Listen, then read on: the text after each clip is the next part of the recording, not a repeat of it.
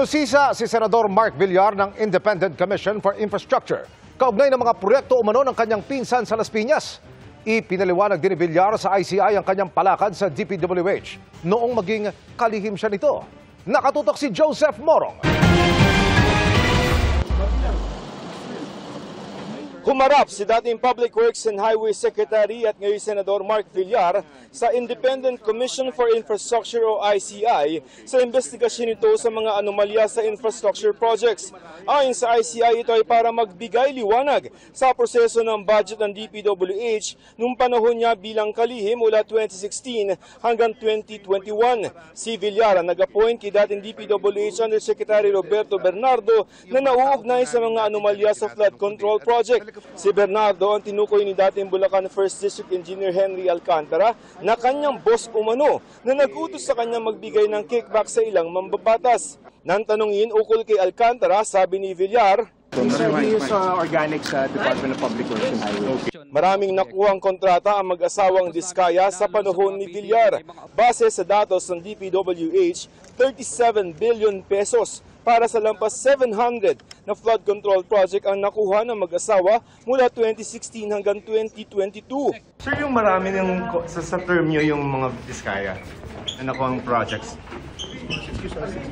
Paano yun, sir? Bawal sa media ang pagdinig pero sa mga litratong ibinigay ng ICI, makikitang nanumpa si Villar sa harap ng komisyon. Pagkatapos humarap sa ICI, hindi na nagpakita sa media si Villar. The senator just explained the processes he applied or he used during the time that he was DPWH Secretary with regard to how he managed the department.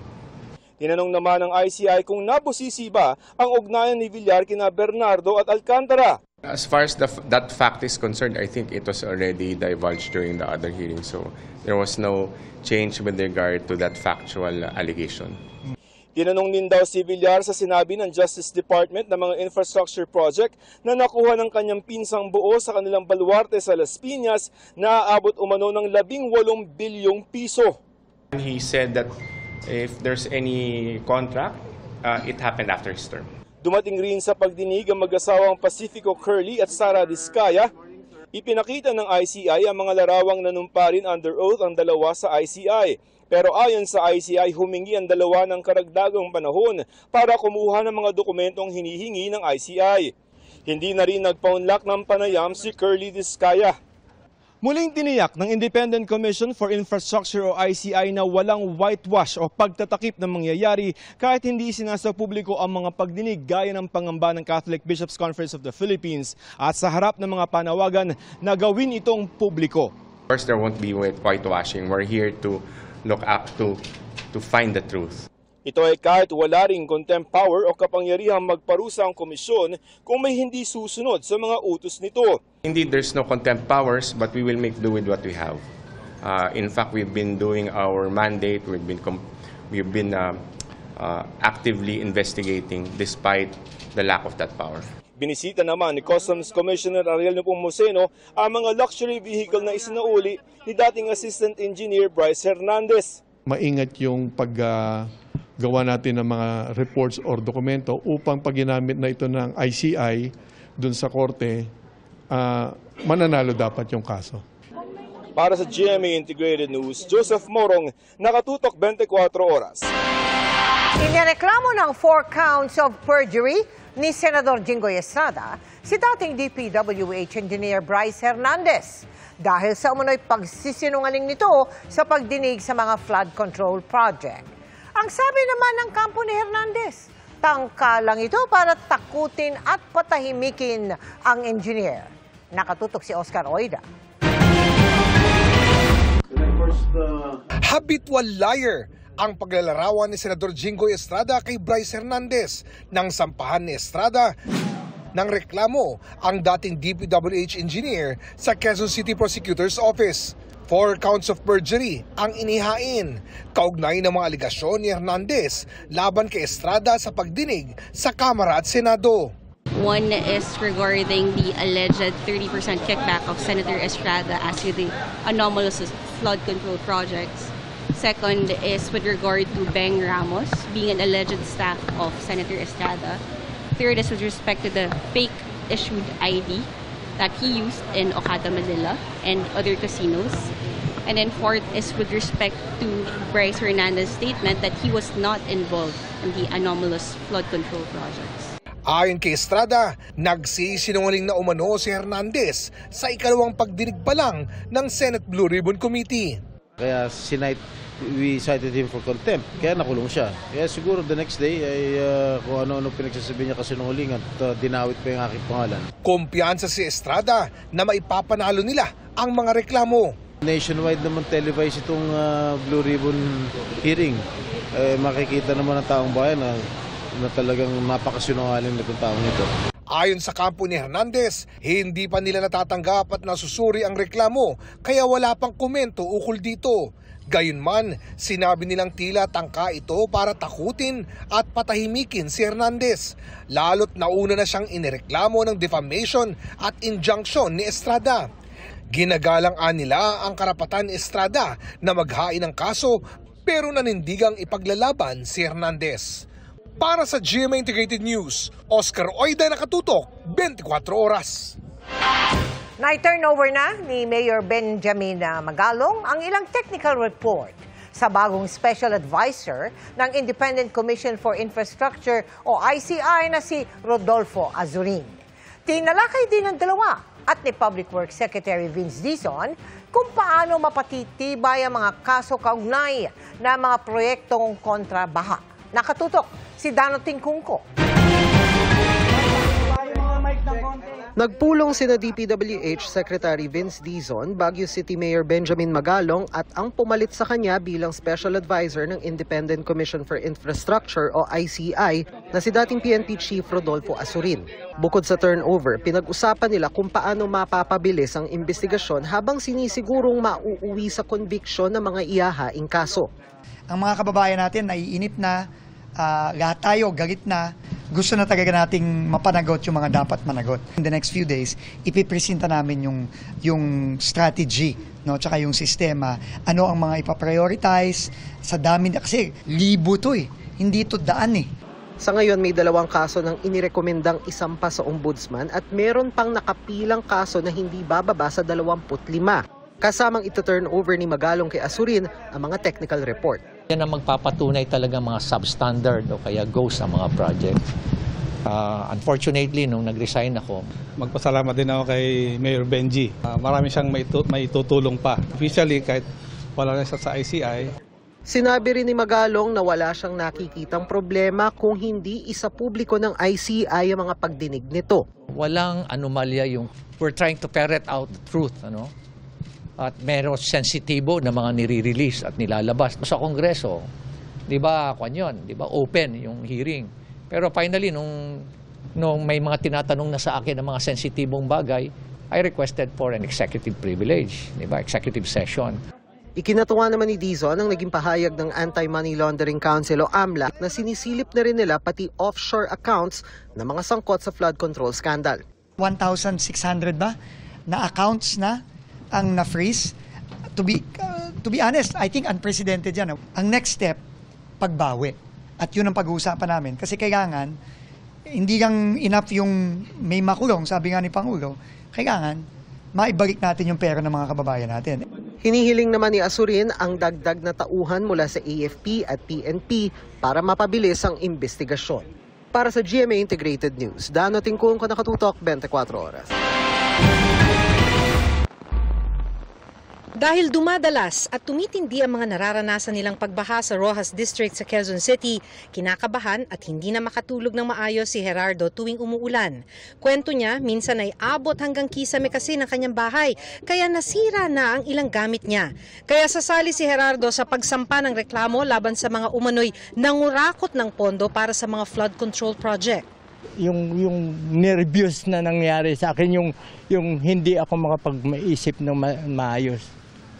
kailangan kong singilin sila. Class suit ang balak ihain ng multi-sectoral group na United People Against Corruption o UPAC para sa mga biktima ng pagbaha. 5 billion pesos ang iniisip nilang hinging danyos mula sa 4 na incumbent at dating congressman ng Quezon City, mga contractor na nagpatupad ng mga proyekto sa syudad at DPWH engineers na naka-assign sa lungsod. We have to file a class suit wherein meron kami bawat isa ditong sektor na magre-represent nung sektor na yon. Paano mo i-distribute? We can leave that to the discretion of the court. Na it will be distributed through the SWD o ano. So, pahala yung court doon. Kasama rin sa mga magrereklamo ang mga tsuper na apektado rin ng mga baha. Hindi lamang po kami nawawalan ng kita, malulubog na yung aming mga sasakyan sa baha. Ano ang epekto? Masisira yung aming mga sasakyan. Hindi na kami kumita, magpapagawa pa kami, gagastos. Uunahin ng grupo ang Quezon City dahil kompleto ayon sa kanila ang datos ng Quezon City Hall nang imbestigahan nito ang mga flood control projects sa lungsod. Lumabas sa investigasyon ng City Hall na umabot sa 17 billion pesos ang flood control projects na hindi idinaan sa kanila. Marami sa mga ito ay substandard o ghost project. Imagine pag lumusot yung demand nito sa Quezon City, gagayahin sa iba yan. O, gagayahin sa iba. Kaya pala, no, na ang tao mismo magdemanda. Sabi ni DPWH Secretary Vince Dizon, handa silang magbigay ng mga dokumentong makakatulong sa ihahaing kaso. We really need to make these people accountable. If they want our assistance in providing them with documents or additional evidence, we will be more than willing po to assist them on this. Ayon sa opisina ni Quezon City 5th District Congressman PM Vargas na isa sa mga balak ireklamo, pag-aaralan muna nila ito bago magbigay ng pahayag. Sinusubukan din naming kunan ng pahayag ang iba pang pinangalanan ng grupo. Para sa GMA Integrated News, Maki Pulido, nakatutok 24 oras. Nangako si Pangulong Bongbong Marcos na susuportahan ng pondo ng national government kahit mga lokal na proyekto. Ipauubaya na rin sa mga city hall at munisipyo ang pag-aayos sa mga school building. Nakatutok si Ivan Mayrina. Francis Javier M. Zamora. Bisita sa Malacanang ngayong hapon ng mga bagong opisyal ng League of Cities at League of Municipalities. Mga lokal na opisyal kung kanino nakasalalay ayon sa Pangulo. Ang tunay na pamamahala. Minsan naging gobernador ng Ilocos Norte ang Pangulo. Kaya batid daw niya ang araw-araw na hamong sinusuong nila. Ang hamon din ng Pangulo sa kanila. Manguna sa paglaban sa katiwalian. We must take responsibility to eradicate this abhorrent culture of corruption that has poisoned the public trust and has robbed us of a better future. Let us continue to do the work that changes millions of lives. Be testaments that public service can still be honest and hopeful. Nangako naman ang suporta sa pondo mula sa national government at Pangulo, maging sa mga proyektong lokal, at ipinauubaya rin sa kanila ang pagkumpuni at rehabilitasyon ng mga school building. Isa sa mga naisabalik ng Pangulo, ang acceptance requirement ng mga LGU. Ibig sabihin, kailangan pasado sa lokal na pamahalaan ang isang proyekto para masabing kumpleto na ito bago mabayaran ng kontraktor. Kasabay ng pagbibigay ng tiwalang ito, ang pabirong babala. Malakas ang loko kasi pag local government. Dahil ibang klase yung pag local government. Pagka gumawa kayo ng kalokohan, nakikita ka agad sa susunod na halalan. Sabi ko, hindi nila pwedeng pagtaguan yan. Kaya't malakas kang loob ko na kahit papano na mga local government executives ay gagawin nila yung tama. Bili ng Pangulo sa mga lokal na opisyal, bantayan ng mga proyekto, tiyaking nagagawa ng tama, at magsumbong kung may nakikita mga katiwalian. Para sa GMA Integrated News, Ivan Mayrina, nakatutok 24 oras. Kabilang na rin ang Iglesia ni Cristo sa mga nananawagan na gawing transparent o bukas ang ginagawang investigasyon ng Independent Commission for Infrastructure o ICI. Sa pahayag ni Ka Eduardo Manalo, ang tagapamahalang pangkahalata ng INC na binasa ni INC spokesperson Ka Edwil Zabala, dapat daw masaksihan ang sambayanan ng mga ginagawang pagdinig ng ICI. Dapat din daw magpatuloy ang ginagawang investigasyon ng Senado.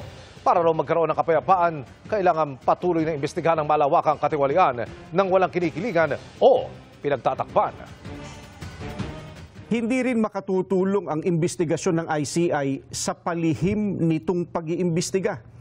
Ano pat anuman ang maging resulta nito ay posibleng hindi maging katanggap-tanggap sa mga mamamayan at makadagdag lamang sa nagaganap na kaguluhan at kawalang katiyakan. Kailangang bukas at dapat masaksihan ng sambayanan ang mga pagdinig sa isinasagawang investigasyon. Pinitisyon ng kampo ni Curly Vizcaya na palayain na siya ng Senado, lalo't nakikipagtulungan naman umano siya sa investigasyon. Dagdag niya, handa niyang pangalanan ang isang malaki at maimpluwensyang taong sangkot sa katiwalian sa mga flood control project. Nakatutok si June Veneracion, exclusive. Nakahanda na umunong pangalanan ng kontratistang si Curly Vizcaya, ang isang malaki at maimpluwensyang tao na sangkot umano sa anomalya sa flood control projects. Sabi ng abogado ni Vizcaya, tapos na ang affidavit ito na maglalatag sa papel ng personalidad sa anomalya. Pero ayaw muna siyang pangalanan sa ngayon o kahit sabihin man lang ang katungkulan nito sa gobyerno. Ano ba naging papel ng malaking tao na yun? Siyang architect. Na lahat ng ito? Yun ang alam namin. Paano malaki ang lingit? Malaki. As in, gaano kalaki? Basta malaki. Kapalit na? Para hindi siya maistorbo sa proyekto. Patuloy raw na makikipagtulungan si Curly Vizcaya sa mga isinasagawang investigasyon. Kaya sana naman daw ay pakawalan na siya ng Senado. Ito ang hiling ng kanyang kampo sa isinampa ngayong araw na petition for the issuance of writ of habeas corpus sa Pasay Regional Trial Court. September 18 pa nakadetain sa Senado si Curly matapos ma-cite for contempt dahil sa pagsisinungaling umano sa hearing ng Blue Ribbon Committee kaugnay ng mga flood control project. Until now, nakadetain pa rin si Mr. Vizcaya despite his full cooperation sa government.